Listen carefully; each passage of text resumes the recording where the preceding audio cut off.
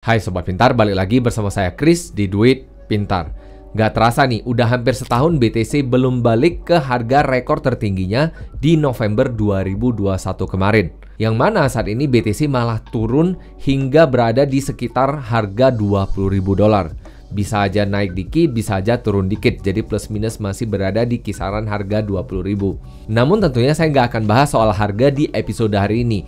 Yang ingin saya bahas adalah adanya pergeseran narasi di mana adanya potensi untuk dirilis yang namanya ETF baru untuk Bitcoin. Dan banyak nih yang bilang bahwa Bitcoin harganya akan naik kembali apabila ETF ini akan dirilis. Di episode hari ini kita akan bahas nih, mengapa dan bagaimana perilisan ETF ini dapat berpengaruh kepada harga Bitcoin secara jangka panjang dan yang tidak kalah penting, meningkatkan likuiditas dari Bitcoin ini. Ikuti episode hari ini hingga habis ya. Episode hari ini disponsori oleh rekeningku, Indonesia Cryptocurrency Marketplace. Link pendaftarannya di kolom deskripsi ya.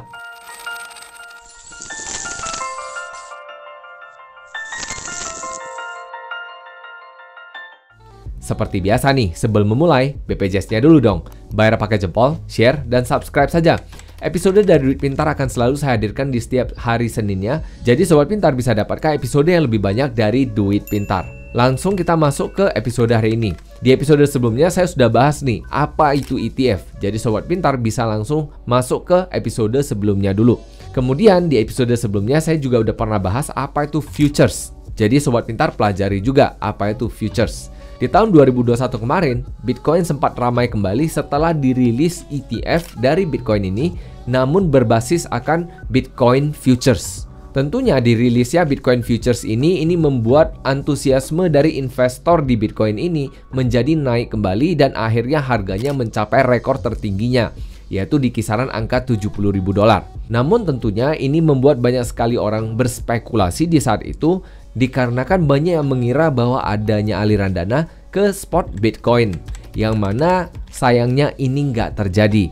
Bitcoin Futures ini dibuat bukan untuk mengerek ataupun menambah likuiditas dari Bitcoin sendiri, namun ini bertujuan untuk memberikan alat spekulasi untuk para pemain besar. Jadi para pemain besar memiliki alat spekulasi untuk mengambil selisih harganya untuk jangka pendek saja, bukan untuk membeli dan menyimpannya untuk jangka waktu yang lama.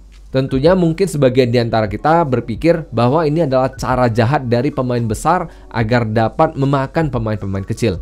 Namun sebenarnya bukan. Namun sebenarnya produk ini dibuat dikarenakan dana dari pemain besar ini sebenarnya nggak muat nih di instrumen spot Bitcoin. Hal ini dikarenakan likuiditas dari Bitcoin sebenarnya masih kurang tinggi, yang membuat para pemain besar ini enggan untuk memasukkan dana mereka di Bitcoin untuk jangka waktu yang lama. Oleh karena itu, Sobat Pintar pasti pernah mendengar bahwa ada nasihat dari pemain besar yang mengatakan untuk investasi Bitcoin maksimal hanya 5% dari portofolio kita. Dan hal ini menurut saya masuk akal dikarenakan likuiditasnya masih sangat rendah dan ini sangat penting untuk dapat dipahami. Berbicara soal likuiditas sudah pernah saya bahas di episode sebelumnya. Jadi Sobat Pintar pahami juga mengenai risiko dari likuiditas ini. Lalu fast forward di tahun 2022, setelah narasi dari Bitcoin Futures ini mereda, maka harga Bitcoin juga mulai anjlok. Pelan-pelan harga Bitcoin turun dari 70.000 hingga menyentuh angka sekitar 17 hingga 18.000 di beberapa bulan yang lalu. Hal ini juga disebabkan oleh banyak sekali faktor. Salah satunya tentunya adanya inflasi, kenaikan tingkat suku bunga Amerika, kemudian adanya Luna dan sebagainya. Jadi ada banyak sekali hal yang berpengaruh yang menyebabkan penurunan harga Bitcoin. Faktor-faktor ini udah pernah saya jelaskan juga di episode sebelumnya. Jadi Sobat Pintar cek lagi episode sebelumnya. Dikarenakan harga Bitcoin yang stagnan sudah cukup lama ini, maka dimunculkan satu narasi baru, yaitu harga Bitcoin berpotensi naik kembali apabila diluncurkan ETF atas Bitcoin Spot. Tentunya ini nggak serta-merta langsung naik seperti itu. Ini tentunya ada logika di belakangnya dan tentunya ini berpotensi dapat terjadi. Saya akan coba jelaskan satu persatu. Saat ini tentunya ETF spot Bitcoin ini sebenarnya sudah ada, bukannya sama sekali nggak ada. Di beberapa negara seperti Eropa, Australia, Kanada, dan sebagainya, ini sudah merilis yang namanya ETF spot Bitcoin. Lalu mengapa hingga hari ini narasi ini kembali digoreng? Dikarenakan hanya Amerika Serikat yang belum membuat yang namanya ETF spot Bitcoin. mengapa US ini sangat penting, mengapa Amerika Serikat ini sangat penting. Jadi sebagai satu konteks, saya coba jelaskan nih. Ada salah satu fund manager terbesar di dunia yang namanya BlackRock. Ini berada di Amerika Serikat. Dan mereka harus patuh kepada aturan dari Amerika Serikat. Jadi kalau misalnya dirilis ETF spot Bitcoin, ini sangat penting untuk mereka. Dikarenakan tentunya mereka ingin nasabah-nasabah mereka dananya nggak mengalir keluar dari ekosistem mereka. Jadi dengan adanya ETF spot Bitcoin ini, mereka bisa membeli Bitcoin untuk nasabahnya ini. Tentunya ini sangat penting dikarenakan BlackRock sendiri saat ini memiliki dana kelolaan sekitar 10 triliun dolar. Ya, 10 triliun dolar. Angka yang besar ini sangat penting dikarenakan seperti anjuran mereka, yaitu mereka hanya akan mengalokasikan sekitar 5% dari portofolio mereka. Artinya kalau misalnya dari 10 triliun dolar ini ada 5% saja, itu angkanya mencapai 500 miliar dolar. Yang mana 500 miliar dolar ini kalau mengalir semuanya ke Bitcoin, ini akan mengerek harga dari Bitcoin dan tentunya meningkatkan likuiditas dari Bitcoin ini secara substansial, secara besar-besaran. Ini sangat penting dikarenakan saat ini banyak pemain besar enggan untuk investasi jangka panjang di Bitcoin dikarenakan masalah likuiditas. Jadi dengan adanya suntikan 500 miliar dolar ini akan memberikan likuiditas yang sangat penting untuk Bitcoin sendiri. Dan bukan hanya itu saja, dengan adanya ETF spot Bitcoin ini akan membuat banyak sekali orang yang akan lebih terpapar dari Bitcoin sendiri. Tentunya dari para investor mainstream. Jadi bisa dikatakan kalau kita lihatnya secara jangka panjang, maka secara jangka panjang ada potensi harga akan naik dengan adanya likuiditas ini.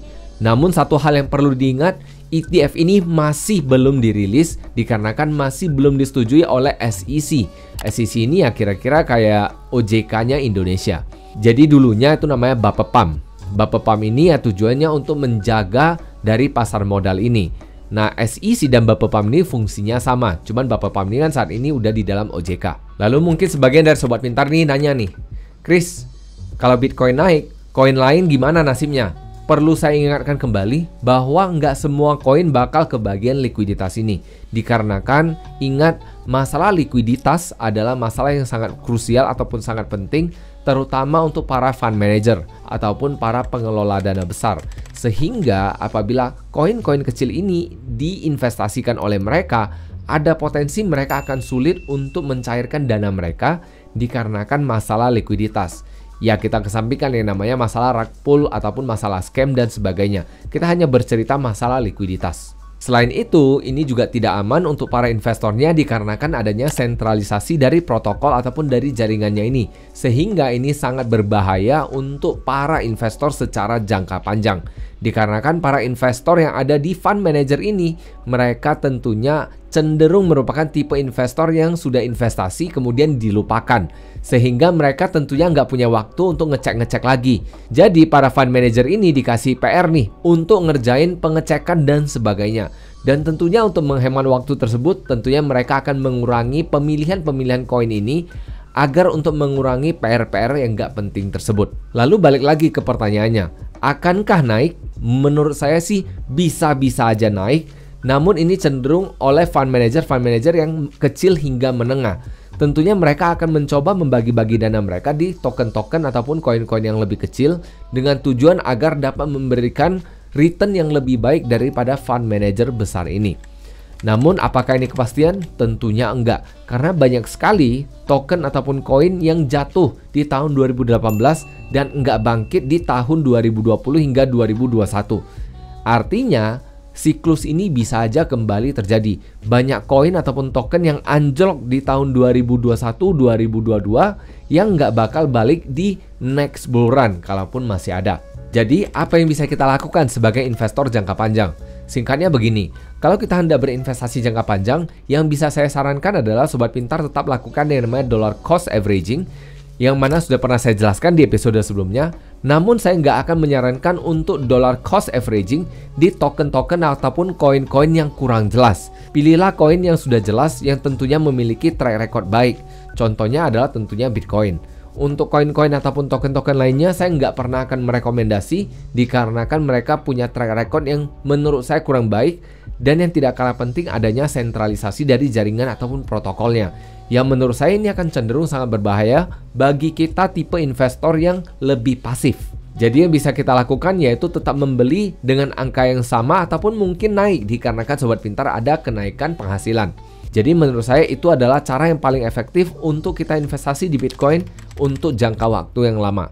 Jadi untuk menyimpulkan episode hari ini, dengan adanya ETF spot Bitcoin, maka ini berpotensi memberikan likuiditas kepada spot Bitcoin, yang artinya dengan adanya likuiditas tambahan ini ada potensi akan adanya kenaikan harga. Ini adalah hal yang lumrah terjadi dikarenakan dengan adanya likuiditas maka permintaan akan meningkat sehingga perdagangan menjadi lebih aktif dan akhirnya dapat merefleksikan kepada harga yang mana harganya dapat naik. Tentunya naik berapa banyak ya kita nggak tahu. Tapi kalau kita melihat dengan adanya potensi penambahan likuiditas sebanyak 500 miliar dolar, maka menurut saya ini dapat menjadi efek yang sangat besar kepada pasar kripto. Tentunya khususnya untuk Bitcoin sendiri. Dikarenakan ETF yang diproposalkan saat ini masihlah hanya Bitcoin. Jadi bisa saya katakan kenaikan saat ini berpotensi menjadi kepastian, namun kita nggak tahu naiknya banyak ataupun sedikit. Jadi itu saja episode hari ini. Terima kasih sudah menyimak. See you in the next episode and bye-bye.